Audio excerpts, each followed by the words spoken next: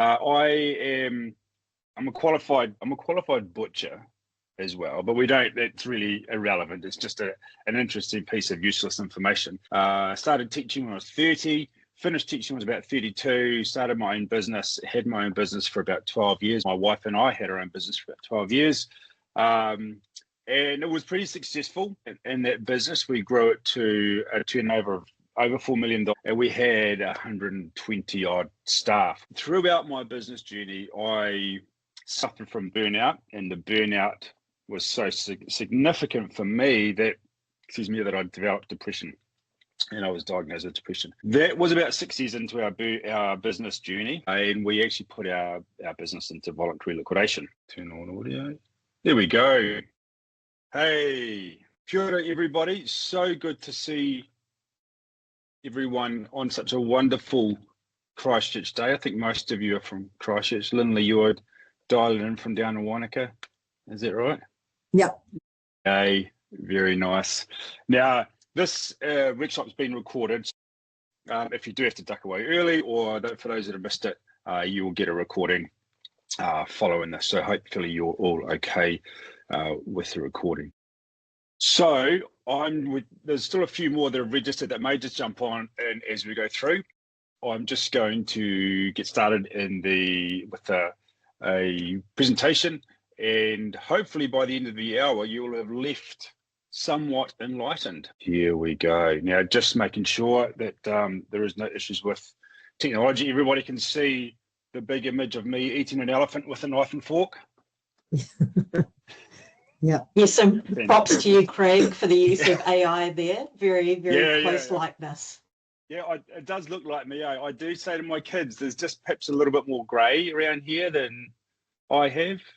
They've come back to me saying, no, that's pretty accurate. So they had no dinner that night, but never mind. So, hey, welcome to the first bite. And most of you, from what I gather, are solo pros. I know there's a couple of you that aren't, and that's absolutely fine, because a lot of the information that we are going to talk about today is very transferable. So it won't matter if you have staff, whether it's 1 or 2 staff or a large number of staff.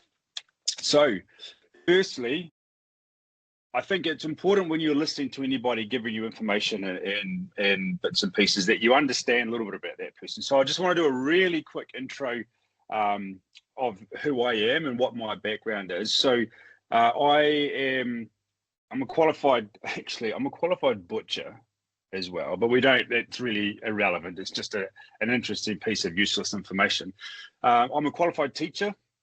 I went to university when I was 26, so I was a late bloomer. Started teaching when I was 30, finished teaching when I was about 32, started my own business, had my own business for about 12 years. My wife and I had our own business for about 12 years.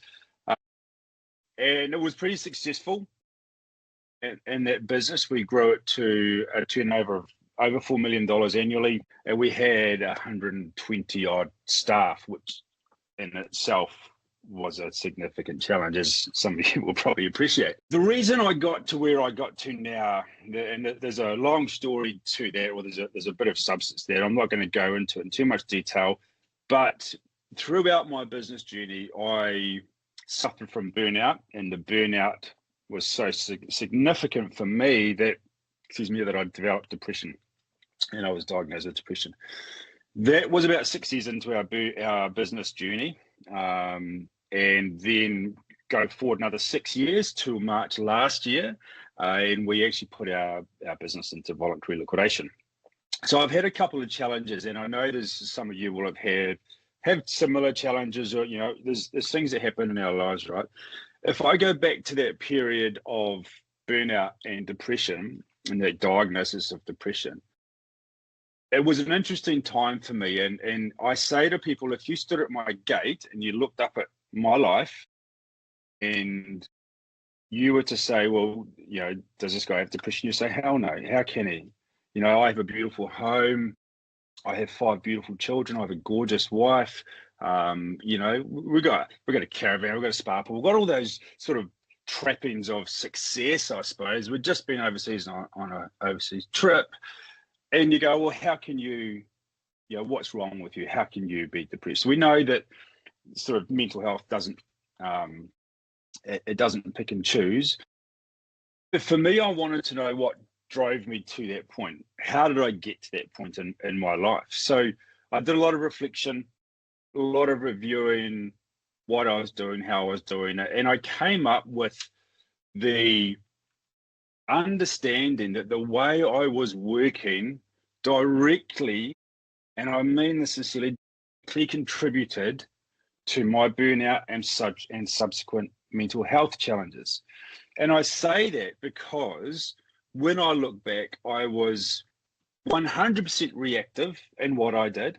There was nothing proactive about what I did. I would come in the morning and go, okay, what do I need to do today? What's the burning thing in my head? Or what are the 10 burning things in my head? I had no structure. I had no plan.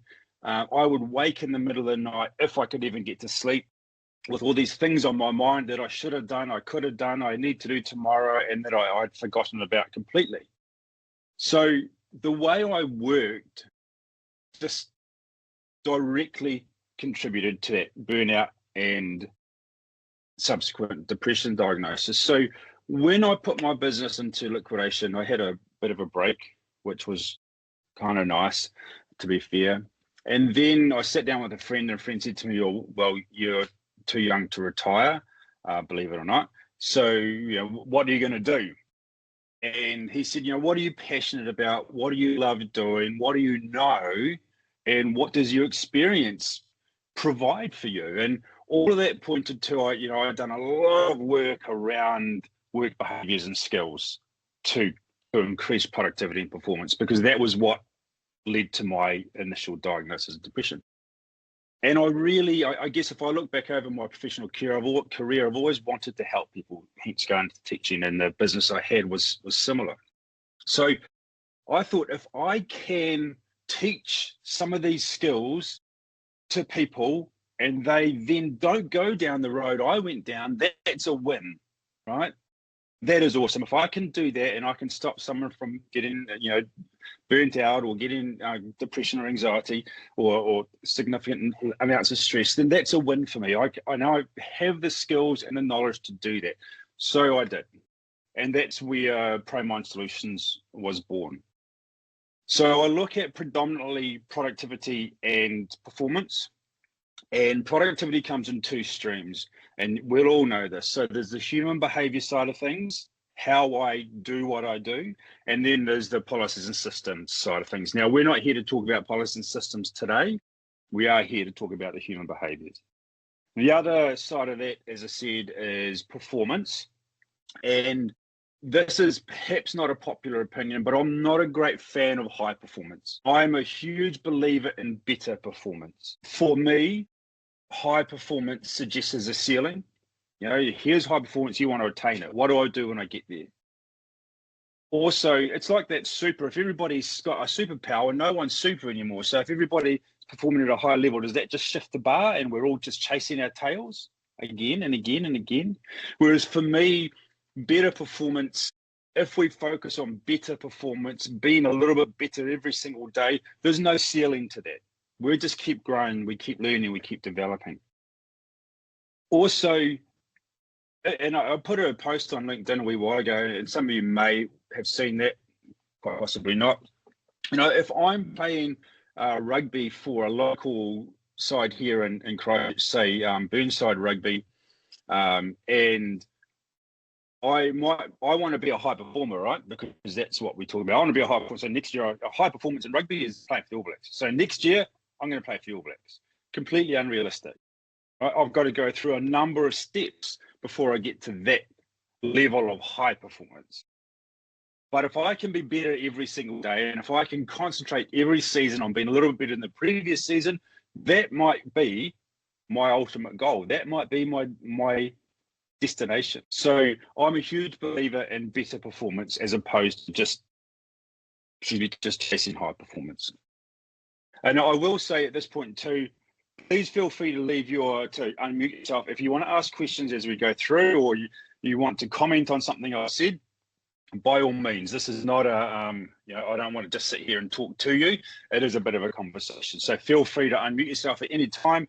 and ask a question or jump up. Now, because bear in mind, I can't see all of you on my screen. So if you just raise your hand, I might, either physically or digitally, I might miss that. So feel free to yell out.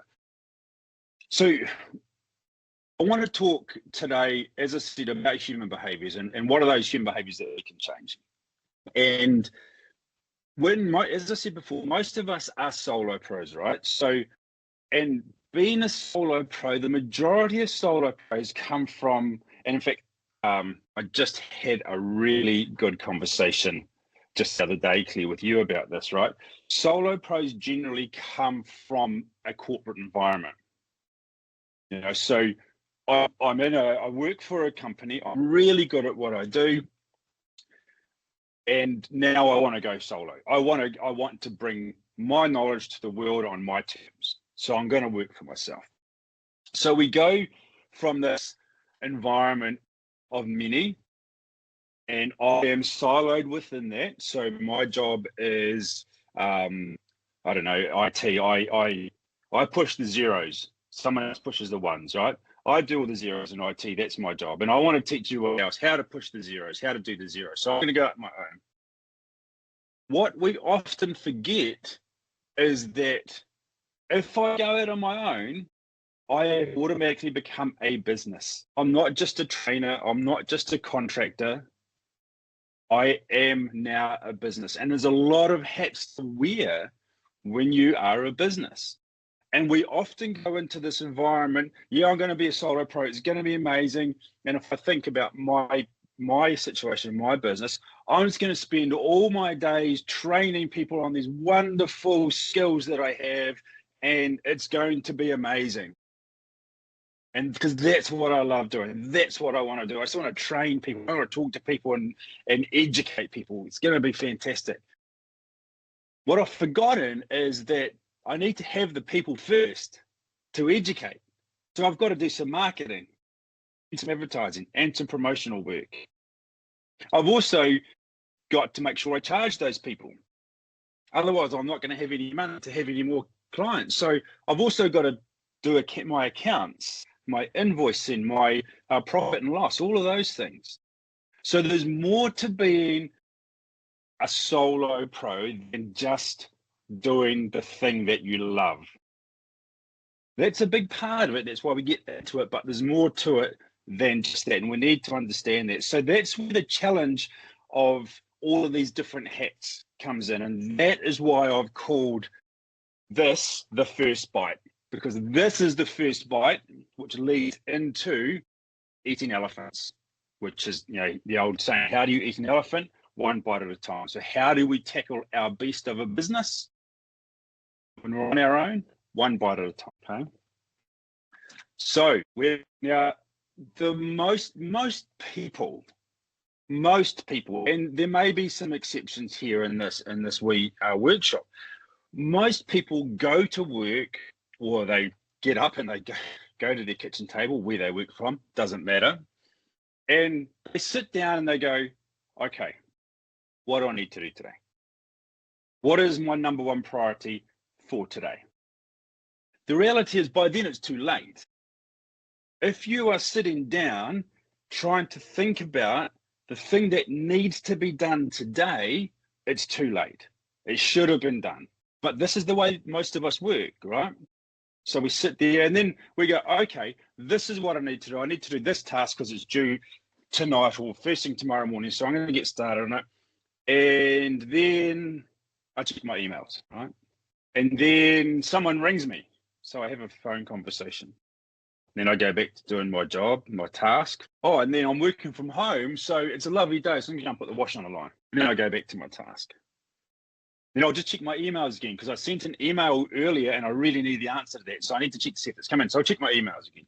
All of these things continue to interrupt us. And this is how the majority of people are working. So if this is sounding familiar, please don't feel bad. It's very, very normal, but it's not helpful. And it's not great for our personal well-being and our productivity levels. And the reason it's not is because we get to the end of the day and we go, shit, what have I done? I can't actually remember what I've done. I know I've been busy. I've been flat out all day. I haven't even stopped for lunch, but I can't actually tell you what task I've completed. Right? And again, it's so common. Now, the reality is our stats show this. Research and statistics back this up, the way we're working. So we're going to do a quick game. All right. Hopefully my slideshow works properly. Yes, it does. Fantastic. So we're going to do a quick game. So so you all need to unmute. By those of you that want to participate anyway, I'm not going to make it compulsory. Okay. And I am going to just trying to see if I get more people on the screen. I can't. That's right. So I'm going to ask some questions. There's going to be 4 questions. And I'm going to take down, I've got my pen and paper here. I'm going to take down, so we're going to have a winner. And I'm going to see who gets the most answers. So I'm going to ask a question. You just yell out your name. First person to yell out their name and give me the right answer will get the point. If we don't get the right answer, we might go back 1 or 2 more times, but we're not going to labor on this, okay? So here we go. Fingers on your buzzers. Are we ready? How often each day do we check our emails? Caroline, how often? I'd say 5 times an hour. No. Too often. No, it's not. Definitely not too often. Anybody else want to have a crack? Constantly. Who was that? Sorry. Line. Constantly. Oh, Caroline. Yeah, you're getting closer. I want a number. Every minute. Every minute. Not quite. It's in between the two of you. Every 6 minutes. Now that is researched. That is data. Cognitive knowledge workers like we all are, use our brain. Every 6 minutes on average, we're checking our emails. And when I teach this stuff, I have half the room going, no, that can't be right. And I have the other half going, oh, yeah, I probably do. And I want you to consider this scenario. So, and it's a scenario I've just mentioned. So I'm on a task. I've got a project I'm going to do. I get started in the morning and I go, oh, crikey. I need some information from Ange. I'm just going to flick her an email. So I flick Ange an email. I'll give her maybe half an hour because it's email and I expect her to respond immediately. Not. Okay. So I flick her an email. I do my work in a half hour. I go, oh, I wonder if Ange has replied yet. No. Okay. I'll go back and do another couple of minutes. Oh, maybe now. Okay. I really need that information. Maybe she's replied now. Damn it. No. Back to work. Oh, and that's what we do. And 6 minutes, every 6 minutes might seem unrealistic, but it's researched over and over again. Second question. So we've got no winners for the first one. Sorry, team. Second one. How many hours per day are we productive on average for? Out of an 8-hour day, how many hours per day are we productive for? Yeah, 4. Go clear. No, not 4. Who was that? And I heard a deep male's voice too. What was that, Ange? It's me who doesn't reply to your emails immediately. I'd say 2. No, not quite. I did hear a deep baritone male's voice there. Who was that? Oh, that was me. I said 2, but 2. No, not 2. Do we have one more guess? I'd say like 45 minutes. No. We're very close again. So it's 3. 3 hours per day we're productive for out of an 8-hour day. Now, again, research has been done over this. And each time it comes back within and around 15 minutes of that 3-hour mark. Now, at this point, it's really, really important for me to emphasize that 2 things here. One is that does not mean you're lazy. And I want that to be really clear. That doesn't mean for 5 hours we're on TikTok, right? Not at all. And the other thing I want to emphasize here is it's not linear. Like we don't come in at 9, okay, from 9 to 11 I'm productive and the rest of the day I'm buggered. I'm not going to do anything. That's not how it works at all. What happens is we have all of these interruptions that occur throughout the day. Interruptions, distractions, we procrastinate, check our emails as an interruption. All of these things occur. So a half-hour task of productivity ends up being an hour, for example. And these are all average numbers and not real numbers as such. All right. So it's not like we're having these blocks of productive time. And in fact, it would be better if we did. We're having these moments of productivity interspersed with all of these interruptions, distractions, procrastination, all of this stuff that's ruining our cognitive ability to get any kind of deep work done. Now, we have to remember too that in terms of these interruptions, the time of the interruption is not as relevant as the time it takes for you to come back to the same cognitive position you were prior to the interruption. Now, that can take up to 24 minutes. So someone, and if you're working in a co-working space, someone taps you on the shoulder and says, "Hey, Diego, can I ask you a quick question?" And you go, Not really, because I'm busy, but okay, because we're not rude, right? We're polite. People go, yeah, for sure. What would you like? So, and that might be a 2-minute conversation. But prior to that, Diego was stuck deep in this thing, this deep piece of work, cognitive piece of work that he's doing. He gets interrupted. It can take him up to 24 minutes to get back to that position that he was in. So that's where we're losing time, money, and energy. Next question. What percentage of Australasians identified as burnt out? Mr. T there. Anyone else notice that? You saw it clear, didn't you? You saw the T missed and burnt out, yeah. In the last 12 months. Now, I do want to just clarify here. So this research was completed about 12 months ago. So it's actually 24 in the previous 24 months. And it was completed by Sonda, which is a large Australasian employment assistance program provider, and they did this massive body of research. So question, what percentage of Australasians identified as burnt out in the 12 months prior to this body of research, which was done 12 months ago? 40. Caroline. Close. Yep. Sorry, who's at the top? Caroline. Yeah, 40. 40. No. Who else? Leah, 50. Much closer. I'm going to give you that because no one's got anything right yet, Claire. I'm going to give you that. Wow. So, and I don't know about you, but I just go, but that's mind-blowing. I know a few of them, to be honest. Yeah, and from my perspective, knowing what I know now, it really genuinely saddens me. Because A, I've been through it, but B, I know how to avoid it now. So I see that number and I go, oh my goodness, it saddens me because it is so avoidable. With a few little skills and a little bit of knowledge, we can avoid being part of that number. So last question, if we can increase our productivity by 1 hour per day, so that would be 4 hours a day. Now, you'll be able to do this with a calculator, but let's see if you can do it with that one. How much extra annual productivity will that provide? I can see some cogs, I can see some brains working there. I'm going to hold you there because if I'll give you too long, you'll get out your phone and go, 6.5 weeks. 6.5 weeks per year per person. And that's by increasing our daily productivity by just 1 hour. Like, we're never going to get to 8 hours a day of productivity, right?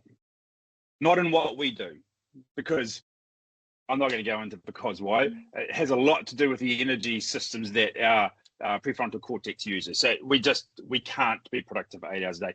If you are standing on a conveyor belt, putting that screw in the back of the oven as it comes past you, yes, you can be productive for 8 hours a day, but not doing what you do in a cognitive sense. So anybody have any comment around any of these stats that you've seen? I'm questioning the definition of burnout. Is that actual medical burnout, as in the 3 components, the physical exhaustion, the mental, and the cynicism, the inability to come back from that? Yes, wow. Yes, it is.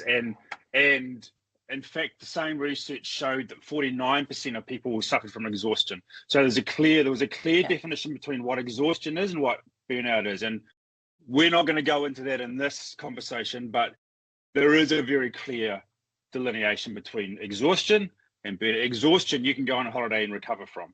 burnout, a holiday is not going to make any difference to you. Okay, so Scary. yes, this takes into account all of that. Yeah, so very scary. Well, I don't like sound like I'm scaremongering. I'm trying to sell you something through fear. I'm not. It's the stats, right? Okay, so you are here because you want to find out a little bit more how we can avoid all this, right? That's what I expect. That's my assumption. Efficient communication is one of the big ways that, and that includes, but is not limited to your email. I did some work at the end of last year with a large company based here in New Zealand. They had email and 4 chat systems. 5 different methods, and that doesn't include their phones. That was 4 electronic computer-based chat systems plus your email. Ridiculous. Appropriate prioritization. How we prioritize our tasks is so key. Not everything's important and not everything's urgent, and it shouldn't be. And we need to attack things before they get to that point, and we'll talk about that very shortly. Reducing those distractions and interruptions.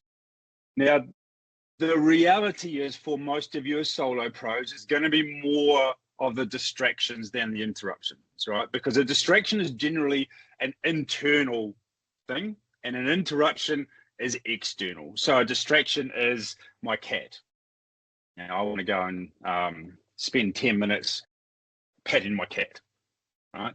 An interruption is what we said before, someone tapping on the shoulder, go, hey, have you got a couple of minutes? Or can I have a conversation quickly? Right place and right time. So key. And we'll talk a little bit more about this in terms of what that means, but basically the right place is, where are you working? And here's an analogy for you. If I am in a cubicle in a high-rise building, because I work for a company, and my desk is beside the window. Now I run quite hot, like I perspire quite easily, right? Like I got a high body temperature. So I'm sitting at my desk, big glass wall beside me, 3 o'clock in the afternoon, or even 1 o'clock in the afternoon. What's happening to me? Like I'm cooking, right?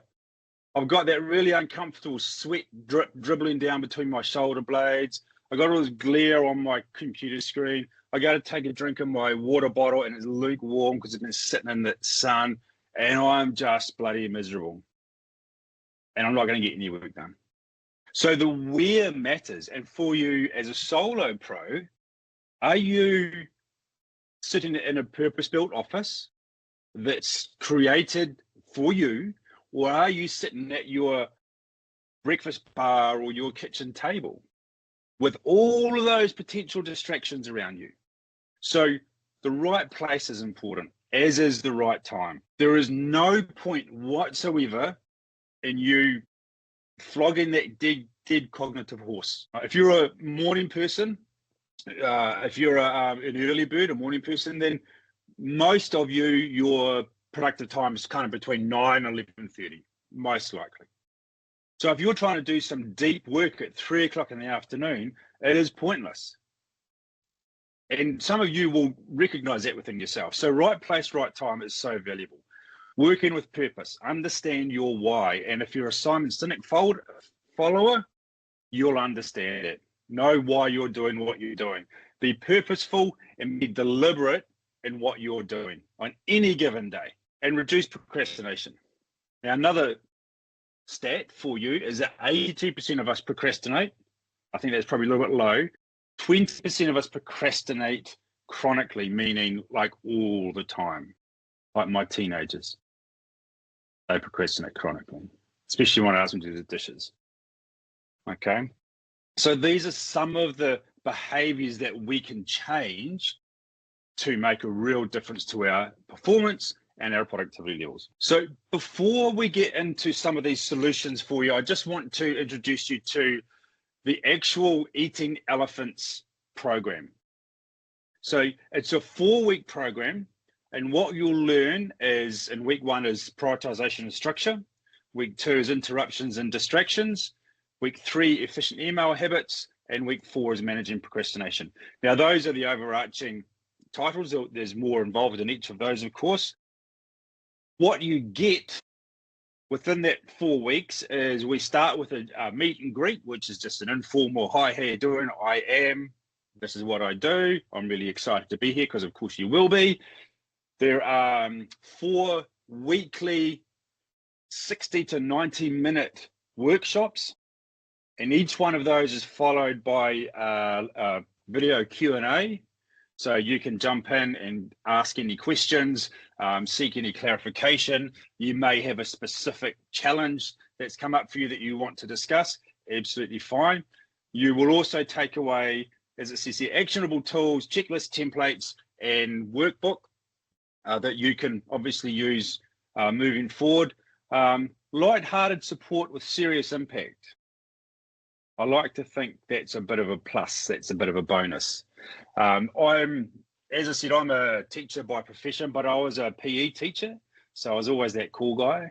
So I like a little bit of banter. You know, I don't like this shit to be boring. I want you to enjoy coming. I want you to enjoy being here, and I want you to take stuff away because we have created this wonderful relationship between all of us that are engaged in this program.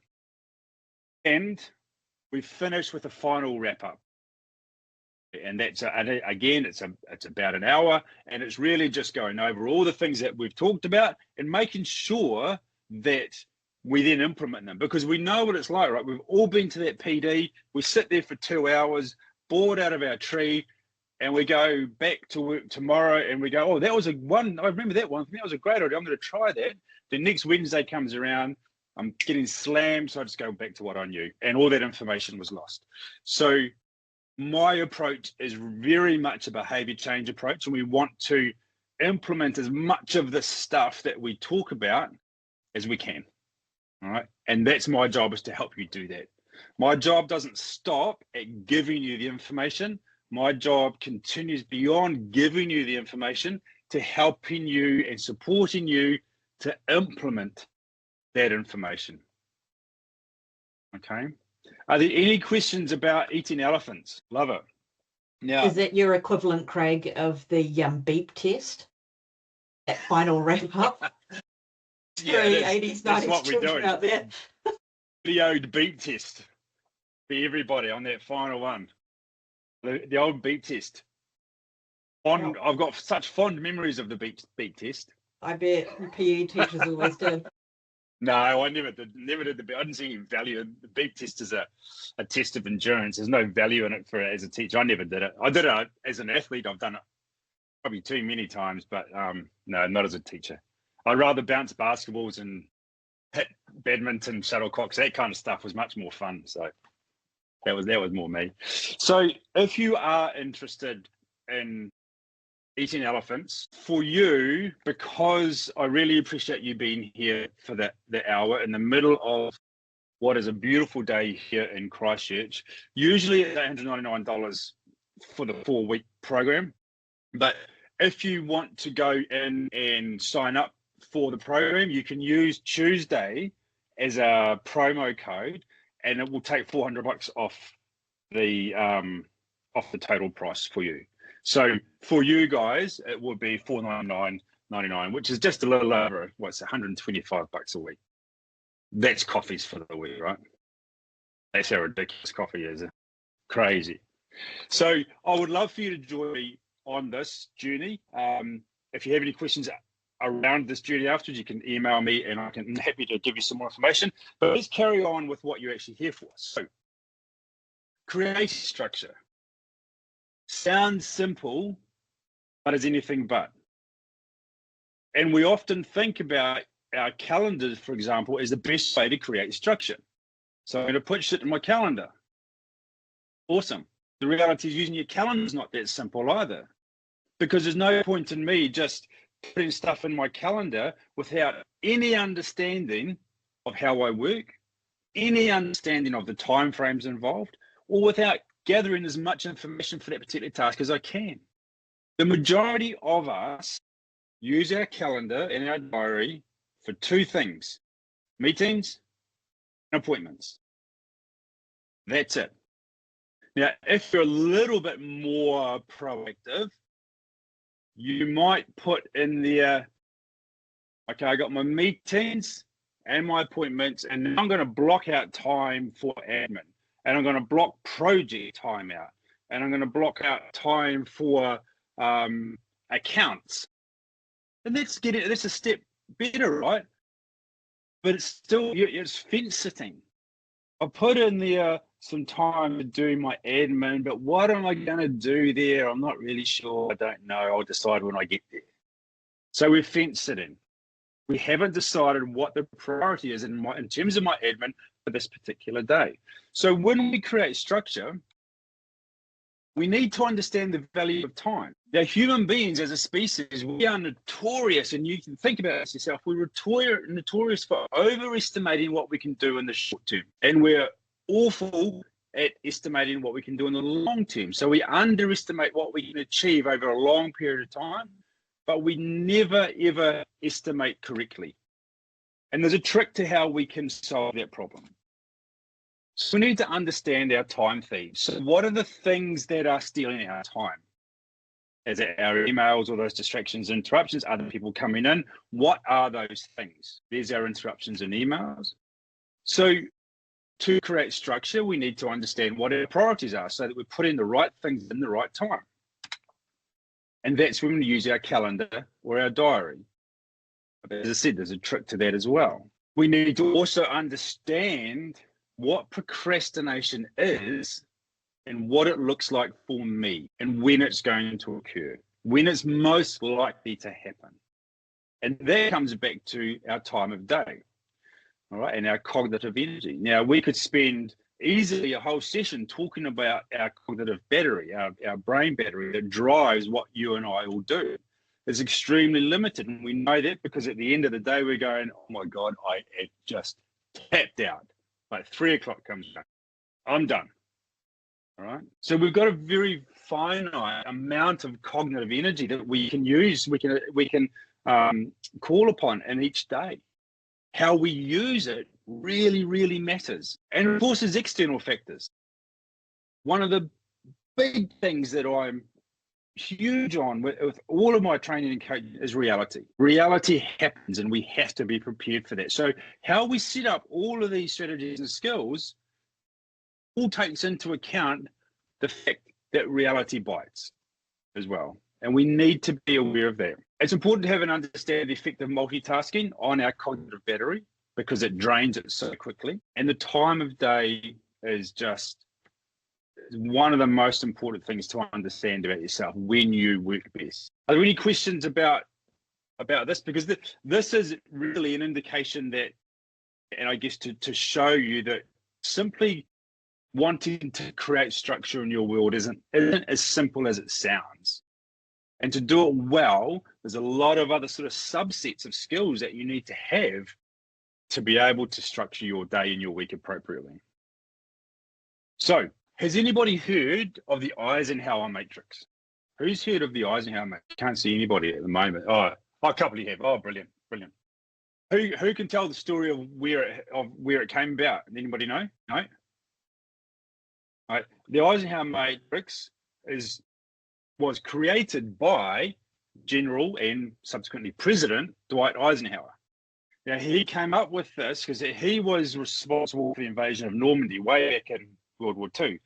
And if you think about the logistics involved in that, I mean, it's quite mind-blowing. Hundreds of thousands of people, all of their requirements, all these tanks and guns and ships and airplanes and all this stuff. So he created this Eisenhower matrix to help him identify where those priorities lied. All right. And it's still one of the best tools that we can use to, sorry, I'm just trying to shift you all around the screen. There we go. Still one of the best tools that we can use to identify our priorities, where they sit. So we have this quadrant here. So not urgent and urgent. So it goes from not urgent to urgent, and it goes from not important to important. And then we look at what's called the 4 Ds. So diarize, do, delete, and delegate. And each of the tasks that we do should be able to fit into one of those things. So the do, if we've got an urgent and important task, that's what you've got to do, right? It's urgent and it's important. We don't want to be living here. This is where stress and anxiety and burnout live. Here is where we want to be living. This is like on the beach with the sombrero on and a Mai Tai. Okay, this is where we all want to be. Okay, because what this shows us is if we're all here, if we are here, then we have organized our priorities in such a way that everything is diarized, everything is our calendar, and everything is completed before its due date. And again, we throw a bit of reality in there. When I say everything, I mean like 90%, right? Because shit will happen. And the do is things like your urgent requests, family emergencies, happy clients. Those things are the things that should be here. Pending deadlines, really, you want to have organized that in here and they're in your diary. This is where 80% of your tasks should be sitting. All right, delete, it's not important and it's not urgent. Cut it, get rid of it. You don't need it. The other one, delegate, is something that is really, really valuable, but is quite difficult for some people to do. And that's understanding that someone can do this better than me, essentially. If I get in a job that my colleague can do in a quarter of the time, why waste my time doing it? And then obviously that takes a little bit of negotiation and things with that person. Right? So this is a wonderful way to prioritize, but this is the start. As I said, the next step is to put all of these things, because we don't want to be writing things in these little boxes like this. It's too, this is too small. So we create what we call a hack system. Wrong way, this way. Okay, now this is what I call a hack system. Okay? And this is one of the best methods that you can use to have all of your tasks in one place and have them all prioritized with all the information that you need, and then you can drag them through to your calendar. I'm going to talk a little about this one because it's such a powerful tool. All of our tasks, every single task, project, idea, thought that we have, something that we want to do, goes into our holding bay. And for me, I use and I share with my clients, I use Trello for this, and I've created a specific Trello board, which I then share as a template with my clients. So we have this holding bin. Everything goes in there, and it's very specific type of information that we put in here. So we want a due date. We want to know who our contact is. We want to know where the information is put in there, all that kind of stuff. But we also want to know as much as possible about that task. Now, here's an example of the opposite of this. So I was talking with a prospective client who became a client, and he was involved in creating websites, that kind of stuff. And he said to me, this is in our initial meeting, he said to me, I'll go to a client and say, yeah, I want a website. And I go, sweet, I can do that. I can build your website. Yeah, I'll get started on Monday. Monday comes around and he goes, oh, okay, and we talked about this a little bit before. I just need to email the client because I need to know what colors he wants. And this is simplifying this, right? So he comes around with the colors, put it there. Now we need to have a meeting to see what font he wants to use and where he wants it all put. Okay, so we'll have that meeting. Yeah, okay, brilliant. Then we're going to have to share some emails about the content.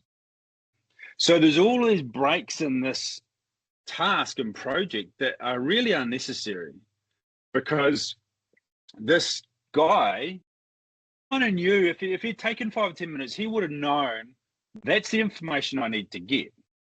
So when you put tasks and projects in this holding bay, what you want to do is you want to get as much information on that task and project at that time, as much as you can, because that's going to stop you having to either distract yourself or interrupt someone else further down the track to get information. Now, you'll never capture it all, and that's not the expectation, that's not the intention, but if you can get 80% of the information now, that has a huge reduction in the disruption and the ongoing interruption to you and that project. So we've got everything in the holding bay. We've got our dates all in there, so we can understand our priorities. We're using the Eisenhower matrix in conjunction with this, and then I go, okay, these are the 6 things that I need to work on now. I've identified them: A, B, C, D, E, F. Is that 6? A, B, C, D, E. A, B, C, D, E. Sorry, that's 6. That's 5. Oh my goodness! You can tell I was a PE teacher, not a maths teacher. Anyway, so I've got my 6 projects that I'm working on now. I know when they're due, and I'm going to pull them into my calendar.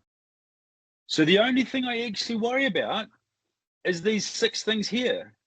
Because if I've got, I don't know, say 30 or 40 projects or even 20 projects on the go, not all, they're not all a high priority. But imagine if that was where my focus was. God, I've got so much to do. I've got 20 projects. I've got to figure this shit out. How do I get? No, we don't need to worry about 14 of these. That will happen. We'll get to those. We just need to worry about the 6 that are the genuine priority. And that automatically reduces that sense of overwhelm and therefore our levels of anxiety. So just 6. It's just 6 I've got to worry about. Again, things will change. Things are fluid, right? But that's where our focus lies. Then we pull these through to the calendar, which we're going to have a look next. Now, the completed bin, believe it or not, is one of the most, or can be one of the most valuable bins in this whole system. Because if you think about it, I do a job, I do a task.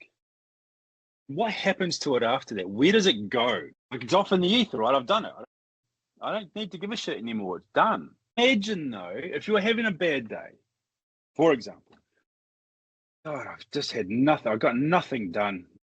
What am I, jump into your completed bin. That will validate you as quickly as anything. Look at all the stuff I've done. Look at all of the projects I've completed. We never give ourselves that opportunity. We never pat ourselves on the back. Checking this once a week is great for your ego. It's great for your state of mind. Look at what I've done. Celebrate what you've done. Celebrate the tasks you've completed and you've moved aside. Look how productive you've been. And so this bin here can be as important as these other 2. Any questions about that? It's something we go into a lot more detail in when we eat our elephants. Okay, in there, go to the active bay, then through to the calendar and in the completed bin. So tell me now, does this give anybody anxiety looking at that? No, Carolyn, no, it doesn't give you anxiety? Is there anybody It doesn't give me anxiety. I know that pink training thing is just going to be sat on the sofa eating chocolate, but I'm up for that kind of training. If only. Now, if you look at this on its, in isolation, it can be quite overwhelming, right? It can be quite, can create some anxiety. But I'm just going to shift you around my screen again here. Now I'll get you to go sideways. Never mind. So if we have a look at some of these things here. So here we go. TTY is a client of mine. So this is me, which is why it's blacked out. So you can see this is the highest priority here. Beers and banter on a Friday afternoon. So we can see I've got already, and this is where I always start, email, and I'll probably do emails at the end of the day as well. So I've got 2 specific times for emails here. As often as, I'm fortunate that, I will talk about flexible working, but I might answer them every now and again. Between these 2, if I've got a little bit extra time, I might jump in my emails, that's fine. But I'm quite confident that no one is, I'm not going to have a client say to me, oh no, but you didn't answer me on my email within an hour, so I'm going elsewhere. And that's not going to happen, right? And if we look at these here, new client presentation for next Friday, here and here. And so by next Wednesday, that'll be finished. So I've got a proposal here, which is due on the 3rd. I've got it here and here. So by the time the 3rd rolls round, I've got it done. So this is what I meant before by using our calendar requires some skill. I don't just go throwing stuff, oh, okay, I'm going to put this on the 2nd because it's due on the 3rd. I want to make sure that by the time the 3rd rolls around, that it's done. Now, there's a couple of reasons for that. One is, what happens if life happens? So I do this on the 3rd. This one here is due on the 3rd. I do it on the 2nd, and my daughter's sick, and I'm off school for the day. What does that do for me? That just increases my stress levels and levels of anxiety significantly. I don't want that to happen. I want to be comfortable knowing that for the majority of my tasks, because not all of them, it's not all going to be roses, right? But for the majority of my tasks, I have structured myself so that I've completed them before the due date. Bless you, Caroline. Okay. So this automatically, because I've got my priorities sorted out previously, because I have been proactive, deliberate, and purposeful in my calendar use, I now have flexibility. So while it looks like this, it may not say like this. I might get a client that goes, hey, look, I need you to do this. I'm going to pay you $10,000 to do this 3-hour presentation on Thursday. I'm not going to go, oh, look, sorry, I'm actually preparing a new presentation and I've got a proposal. No, I'm going to be flagging that stuff and earning 10 grand for 2 hours, right? And I can do that without the anxiety associated with messing with my calendar, because I know it's okay to move this. I've still got plenty of time, and I've structured it so that I have plenty of time. So that's part of the challenge, part of the secret, to using your calendar. Interruptions and distractions are the bane of our life, right? And we often think, so when I take on a one-on-one client, or when I do a big body of work for a corporate organization, a corporate client, I do quite a large diagnostic assessment prior to starting the work or to engaging with them as a client. And part of that is doing a week-long task tracking exercise, and they write down everything they do. And the reason I do that, and I'm very specific about the instructions for that, is because I need them to see where those interruptions and distractions come in and how often they're interrupted in a particular task. Now, I'll often get people go to me, well, if I start a task and then I have to have a meeting with someone about that task, is that a distraction? Yes, it is, 100%. Or if I have to ask a colleague about the task I'm doing, is that a distraction? Yes, it is, 100%, because you are still breaking your train of thought. You're still removing yourself from that situation. Okay, and worst of all, you're probably interrupting somebody else's train of thought. So if that stuff that you're distracting someone else, or you've got an interruption for, if you could have gotten that right at the start, we were reducing, removing all that, right? So that's where I come back to that holding bin where we put everything in there.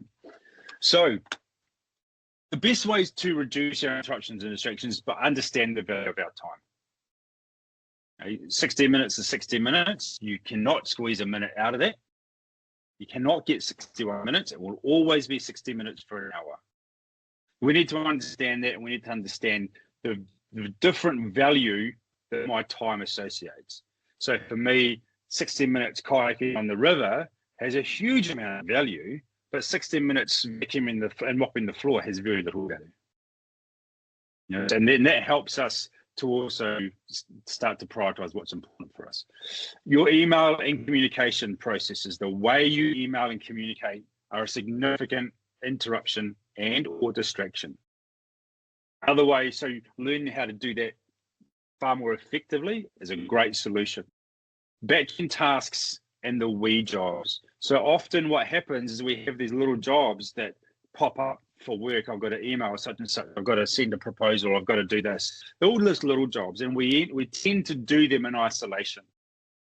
The best thing that we can do is we can put them all into one block. So I've got a 90-minute block, for example, in my week. That is my small task block. And I'm going to bang out 4 or 5 of those small tasks in a batch, rather than having those sitting on a to-do list beside me that I can then use as a procrastination tool, which brings into the next one, binning the to-do list. The to-do list offers very little value in reality. That's a conversation that's going to take a little bit longer than the 30 seconds that we've already got left. Being deliberate and purposeful about what you're doing throughout the day and being aware of your environment. As I said, we go back to the cat walking across and we'll stop to pet the cat for 10 minutes. Right? Reducing procrastination. We will all procrastinate. That's part of our nature as human beings.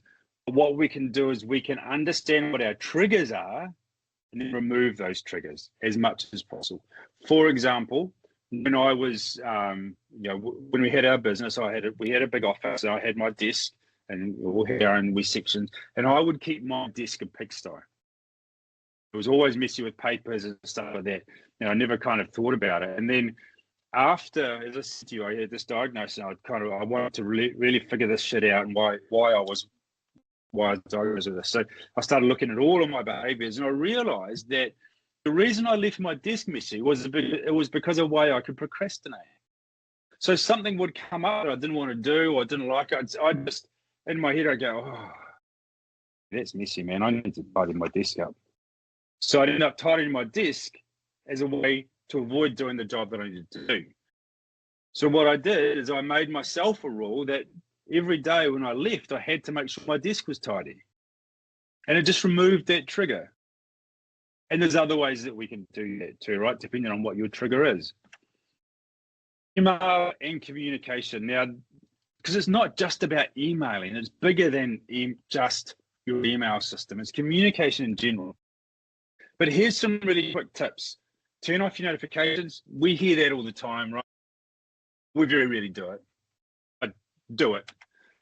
Take a moment. One email is better than 5. So if you're sending an email or you're requesting something, is this everything I need to request?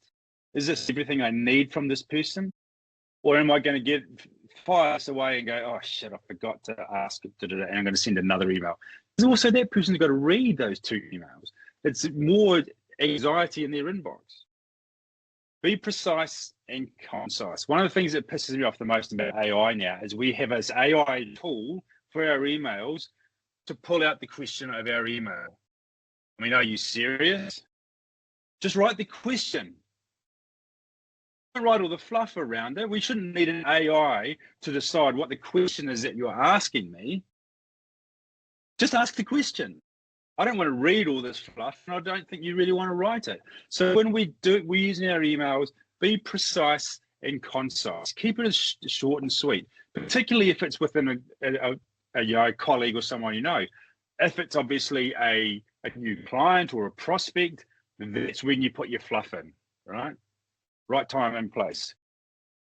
Use a subject line accurately. When is your when? When are you checking your emails? Don't check your emails at your most highly cognitive time, and don't check them every 6 minutes. Please use the 4 Ds with your inbox. Inbox is one of the biggest drivers of anxiety, our own inbox. So use your folders and flags. But again, be careful. Folders are great, and you can be very specific with your folders. Flags, I'd keep them to 2 or 3, because when you have a flag, there's no identifying mark other than the color or the shape of that or the pattern of that flag. So then you've got to remember what each flag means. So be careful around that. And unsubscribe. The last one there, use the system that you have available to you.